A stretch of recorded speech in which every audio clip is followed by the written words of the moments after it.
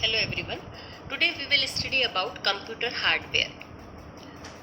एक digital computer के देखिए तीन भाग होते हैं हार्डवेयर जो उपकरण है उसके इलेक्ट्रॉनिक उपकरण है ना और मैग्नेटिक डिवाइसेस और मैकेनिकल डिवाइस यानी electronic devices magnetic devices and mechanical devices.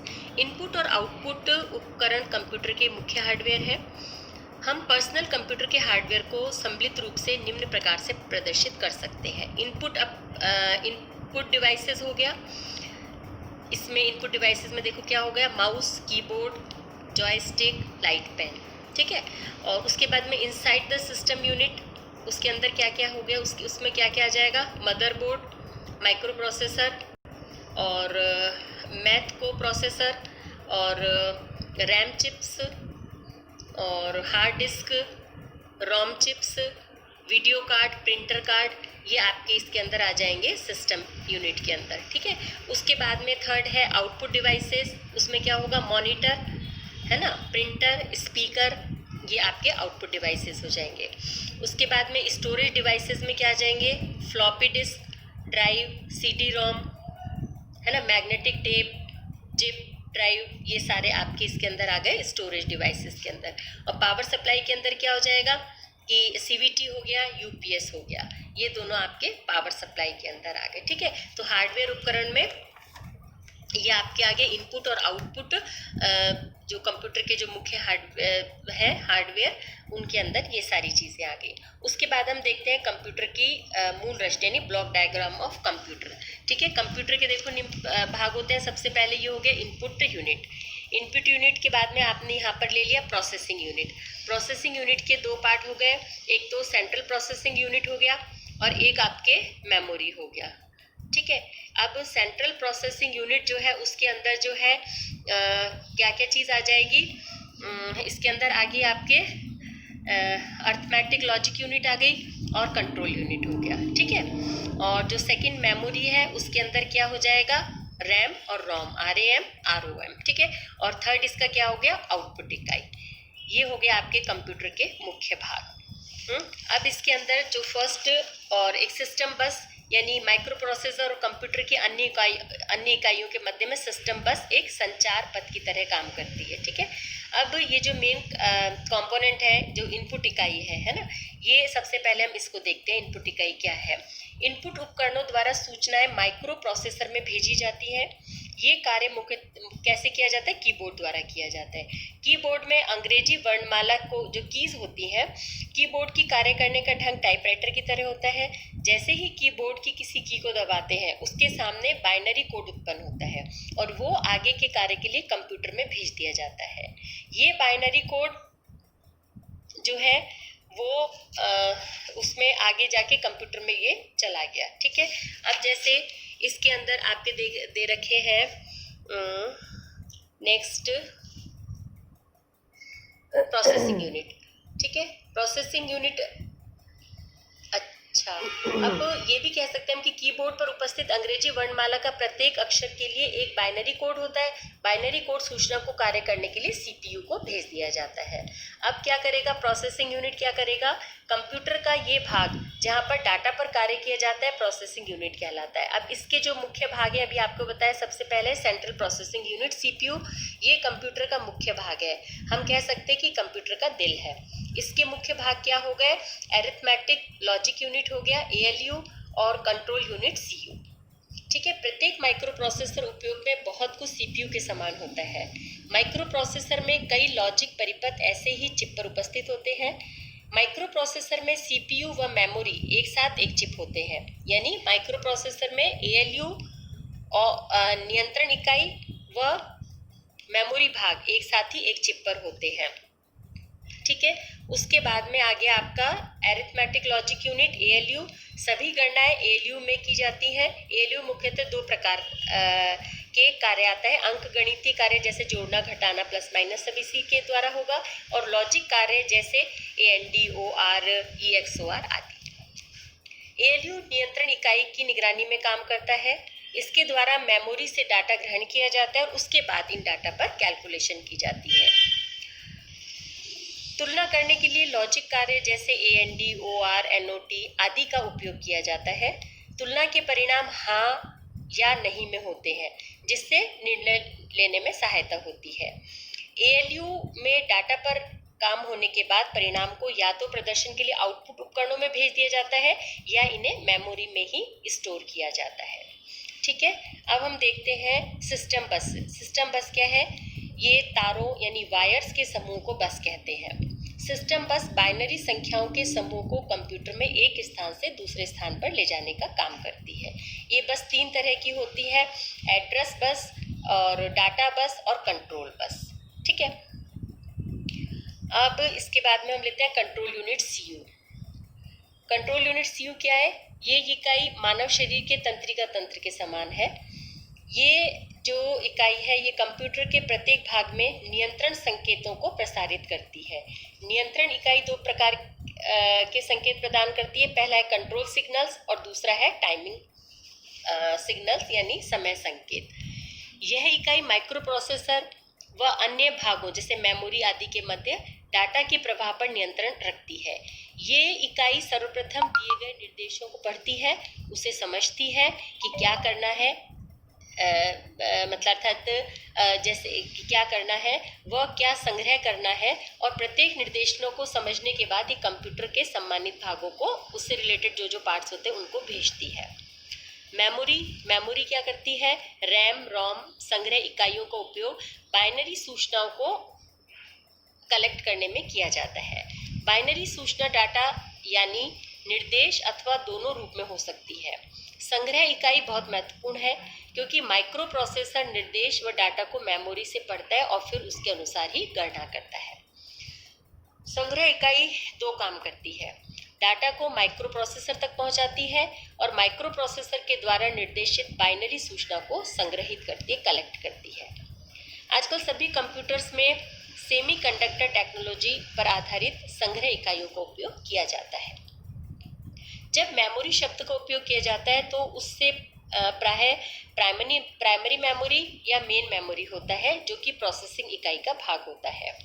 जब संग्रह उपकरण यानी स्टोरेज डिवाइसेस शब्द का उपयोग करते हैं तो उसका मतलब क्या होता है? सेकेंडरी मेमोरी कहा जाता है। ठीक है, सेकेंडरी मेमोरी से तात्पर्य hard disk, floppy disk, magnetic tape आदि से होता है।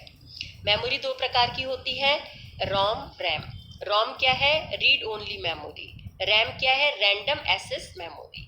सबसे पहले हम देखते हैं रोम यानी रीड ओनली मेमोरी। नाम से पता चल रहा है कि इसमें यह प्रोग्राम संग्रह किए जाते हैं जिन्हें भविष्य में बदलना नहीं होता। ठीक है, हम इस मेमोरी में से उस प्रोग्राम व सूचनाओं को केवल पढ़ सकते हैं, रीड कर सकते हैं जो कि इसमें संग्रह होती है। यह मेमोरी जो होती है वो नॉन वॉलेटाइल होती है, यानी यदि बिजली चली जाती है तो इसमें संग्रहित प्रोग्राम व सूचनाएं नष्ट नहीं होती है। ये एक स्थायी मेमोरी है जिससे सूचनाओं और प्रोग्रामों को केवल पढ़ना ही संभव है। इसमें प्रायः लॉग टेबल, स्टैंडर्ड वैल्यू आदि संग्रह किए जाते हैं। अब ये रोम 3 प्रकार की होती है। ठीक है, PROM, EPROM, EEPROM, है ना। PROM का मतलब क्या होता है? Programmable read only memory. EPROM का मतलब क्या होता है? Erasable programmable read only memory. और EEPROM का मतलब क्या होता है? Electrically erasable ROM। ठीक है, अब जो आपके PROM है, इस मेमोरी में केवल एक ही बार लिखा जा सकता है और उसे अनेक बार पढ़ा जा सकता है। EPROM में क्या है? इस मेमोरी में आवश्यकता होने पर प्रोग्राम को मिटाया जा सकता है। इरेजेबल है, इसका नाम ही देखो, इरेजेबल प्रोग्रेबल रीड ओनली मेमोरी है। तो इस मेमोरी में आवश्यकता होने पर प्रोग्राम को मिटाया जा सकता है और नया प्रोग्राम डाला जा सकता है। इस मेमोरी को मिटाने के लिए हम क्या करते हैं? अल्ट्रावायलेट रेज का उपयोग करते हैं। EEPROM का मतलब क्या होता है कि इलेक्ट्रिकली इरेजेबल। इस मतलब क्या है? इस मेमोरी में प्रोग्राम की आवश्यकता होने पर विद्युत तरंगों के द्वारा मिटाया जाता है और नया प्रोग्राम डाला जाता है। ठीक है, ये हो गया आपका रोम के बारे में। अब आ गया रैम यानी रैंडम एक्सेस मेमोरी। इस मेमोरी द्वारा प्रोग्राम को पढ़ा और लिखा जा सकता है, यानी रैम द्वारा सूचनाओं को पढ़ा जा सकता है और इसमें सूचनाओं को संग्रह भी किया जा सकता है। ये जो है वॉलेटाइल मेमोरी है, अर्थात बिजली जाने पर इसमें संग्रह किसी डाटा हमेशा के लिए नष्ट हो जाते हैं, कोई भी डाटा होता है वो ख़त्म हो जाता है। ये एक अस्थायी मेमोरी है। जब भी हम कंप्यूटर चालू करते हैं तो यह मेमोरी खाली होती है। ये दो प्रकार की होती है। इसमें ये है आपके स्टैटिक होती है और डायनेमिक होती है। ठीक है, स्टैटिक रैम हो गया और डायनेमिक। स्टैटिक रैम में क्या है, ये सूचनाओं को अनंत समय तक संग्रह रखती है, और जबकि डायनेमिक रैम जो होती है इसमें क्या है, संग्रह की गई वस्तुएं कुछ संग्रह बाद स्वतः ही मिट जाती हैं और सूचना मिटने का समय मिली सेकेंड या कुछ सेकेंड का हो सकता है। उसके बाद में हम देखते हैं आउटपुट। आउटपुट इकाई का कार्य होता है कि माइक्रो प्रोसेसर से डाटा और परिणाम प्राप्त कर आउटपुट उपकरणों में पहुंचाना। ठीक है, इसके कुछ मुख्य आउटपुट जो है ये देखो क्या क्या है, अभी बताया आपको। मॉनिटर है, प्रिंटर है, सेकेंडरी स्टोरेज डिवाइस है ना, जैसे floppy, hard disk, magnetic tape आदि। आउटपुट उपकरण बाइनरी कोड के रूप में प्राप्त परिणामों को सामान्य व्यक्ति की पढ़ने वाली भाषा में बदलते हैं, जो कि कंप्यूटर स्क्रीन पर दिखाई देते हैं, और परिणाम को प्रिंटर द्वारा प्रिंट भी किया जा सकता है। क्लियर। इसके बाद में हम देखते हैं इनपुट डिवाइसेस। इनपुट डिवाइसेस के अंदर क्या आ जाता है, इसके द्वारा डाटा को कंप्यूटर में प्रवेश कराया जाता है। कुछ मुख्य इनपुट डिवाइसेस क्या हैं, जैसे कीबोर्ड है ना, कीबोर्ड आपको सबको पता ही है। उसके बाद में कि ये कीज को किस तरह से दबाते हैं, किस तरह से इसमें जाएगा, तो ये अपना इसको रहने देते हैं। उसके बाद में माउस है, ठीक है, और माउस के बाद में है OMR यानी ऑप्टिकल मार्क रीडर। इसका उपयोग यह जानने के लिए किया जाता है कि किसी स्थान विशेष पर चिन्ह उपस्थित है या नहीं। हम जो OMR शीट चेक करते हैं अपन, वो इसी के आधार पर होता है। इसमें प्रकाश को प्रवाहित किया जाता है, जिस स्थानों पर चिन्ह नहीं होते वहाँ पर प्रकाश रुक जाता है। ठीक है, जैसे कि इसका उपयोग प्रतियोगिता परीक्षाओं में जो है OMR शीट में जो होते हैं ना, उसको जांचने के लिए इसमें किया जाता है। उसके बाद में आपके आ जाएगा magnetic ink character reader, MICR, है ना। और इसकी MICR की विशेषताएं क्या होती हैं कि चेक्स को 100% शुद्धता से पढ़ा जा सकता है, चेक की प्रोसेसिंग बड़ी तीव्रता से होती है, MICR से पढ़े गए डाटा को सीधे कंप्यूटर में डाला जा सकता है। MICR अक्षरों को मानव व मशीन द्वारा दोनों द्वारा पढ़ सकते हैं हम। ठीक है, और लिमिट्स क्या होती हैं, ये केवल 10 अंकों की संख्या व 4 विशेष अक्षरों के शब्दों को ही पढ़ सकता है। उसके बाद में इसमें आ जाएगा स्कैनर।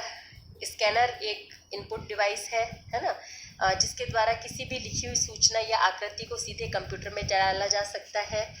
तो ये है आपके इनपुट डिवाइसेस। ठीक है, ये सारा आपने वैसे कंप्यूटर सबने आजकल देखा हुआ है, उस पर काम किया हुआ है, तो ये आप लोगों को मालूम ही है। उसके बाद में आउटपुट यूनिट्स है। आउटपुट यूनिट्स के अंदर क्या हुआ इसमें कि एक बार कंप्यूटर की प्रोसेसिंग पूरी होने पर प्राप्त परिणामों को आउटपुट उपकरणों में भेज दिया जाता है।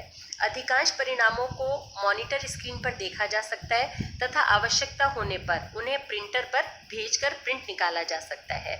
कंप्यूटर से ये परिणाम दो प्रकार के होते हैं।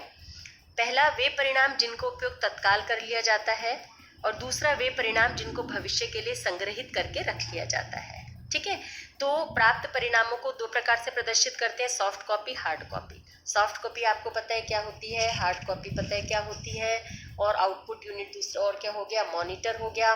मॉनिटर आउटपुट उपकरणों में सबसे अधिक काम में आने वाला उपकरण मॉनिटर है। ठीक है, काम करने वाला व्यक्ति मॉनिटर के द्वारा ही कंप्यूटर से इंटरेक्ट कर पाता है। और माइक्रो कंप्यूटर्स में मुख्यतः देखो दो प्रकार के कंप्यूटर काम में आते हैं, कैथोड रे ट्यूब मॉनिटर और लिक्विड क्रिस्टल डिस्प्ले मॉनिटर, है ना। तो ये जो कैथोड ट्यूब रे मॉनिटर है यानी CRT मॉनिटर है, ये मॉनिटर क्या होता है, अधिकांशतः कंप्यूटर्स में काम में आता है। ये बहुत कुछ घर में काम करने वाले टेलीविज़न के समान है। इस प्रकार के मॉनिटर में पिक्चर ट्यूब CRT का उपयोग होता है, यानी कैथोड रे ट्यूब का उपयोग होता है। CRT मॉनिटर में फॉस्फोरस कोटेड स्क्रीन होती है।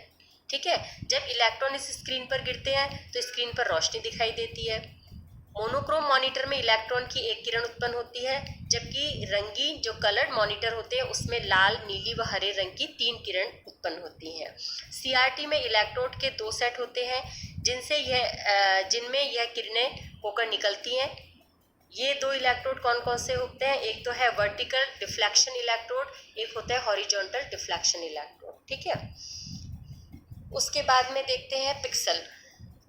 कंप्यूटर की स्क्रीन बहुत छोटे छोटे बिंदुओं में बटी होती है। जितने अधिक बिंदु होते हैं स्क्रीन पर उतनी अच्छी फोटो दिखाई देती है। स्क्रीन पर उपस्थित इन बिंदुओं को ही हम क्या कहते हैं? पिक्सल कहते हैं। उसके बाद में हो गया रेजोल्यूशन। रेजोल्यूशन मीन्स क्या है कि स्क्रीन के प्रति इकाई क्षेत्रफल में उपस्थित बिंदुओं की संख्या मॉनिटर की रेजोल्यूशन कहलाती है। उसके बाद में अपन लेते हैं, ये आ गया आपका लिक्विड क्रिस्टल डिस्प्ले मॉनिटर, जो दूसरे तरह का है वो। अब ये क्या होता है? एलसीडी, कि ये एक डिजिटल डिस्प्ले सिस्टम है जिसमें कांच की दो परतों के बीच पारदर्शी द्रव्य क्रिस्टल पदार्थ होती है। एलसीडी की बाहरी परत टिन ऑक्साइड या इंडियम ऑक्साइड द्वारा लेपित होती है, जिससे वह कंडक्टर बन जाती है। एलसीडी मॉनिटर सीआरटी मॉनिटर की अपेक्षा बहुत पतले होते हैं। एलसीडी मॉनिटर अधिकांशतः लैपटॉप कंप्यूटर में काम में लिए जाते हैं। एलसीडी प्रकार की स्क्रीन लैपटॉप कंप्यूटर के अतिरिक्त कैलकुलेटर, वीडियो गेम और जो वॉचेज हैं इनमें काम में आती है। एलसीडी मॉनिटर का जब प्रकाश गुजारा जाता है तो प्रकाश के ध्रुवीकरण द्वारा तस्वीर उत्पन्न होती है, पोलराइजेशन द्वारा। इसके देखिए लाभ क्या है कि कम बिजली का उपयोग होता है, आकार छोटा होता है ना। और हानि क्या है कि रेजोल्यूशन अधिक अच्छा नहीं है, महंगा बहुत है। ठीक है, उसके बाद में आउटपुट में और ले लेते हैं हम प्रिंटर। कंप्यूटर की प्रोसेसिंग से प्राप्त परिणामों को हार्ड कॉपी को प्राप्त करने के लिए प्रिंटर का उपयोग होता है। ठीक है, कुछ प्रिंटर केवल लिखी हुई संरचनाओं को प्रिंट करते हैं, जबकि कुछ प्रिंटर में केवल ग्राफिक्स को ही प्रिंट करते हैं। तो मॉनिटर कौन कौन सा हो गया? इम्पैक्ट प्रिंटर हो गया, नॉन इम्पैक्ट प्रिंटर हो गया।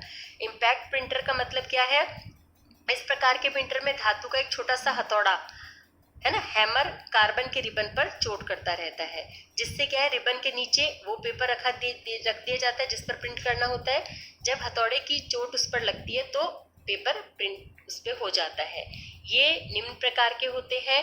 डॉट मैट्रिक्स प्रिंटर होते हैं, उसके बाद में डेजी व्हील प्रिंटर होते हैं और लाइन प्रिंटर होते हैं। ठीक है, सेकंड जो आपके नॉन इम्पैक्ट प्रिंटर है, इस पर प्रिंटर पर हथौड़े जैसी किसी वस्तु द्वारा रिबन पर चोट नहीं की जाती। ये कम आवाज़ करते हैं। इसके दो एग्जाम्पल हैं, देखिए आप, इंकजेट प्रिंटर और लेज़र प्रिंटर्स। ठीक है, दूसरे जो प्रिंटर्स हैं उसमें डॉट मैट्रिक्स भी है ना, और इसके अलावा डेजी व्हील प्रिंटर है ना, और लाइन प्रिंटर है, चेन प्रिंटर है, बैंड प्रिंटर है, ड्रम प्रिंटर है और लेज़र प्रिंटर है। लेज़र प्रिंटर के अंदर आपके उसके बाद में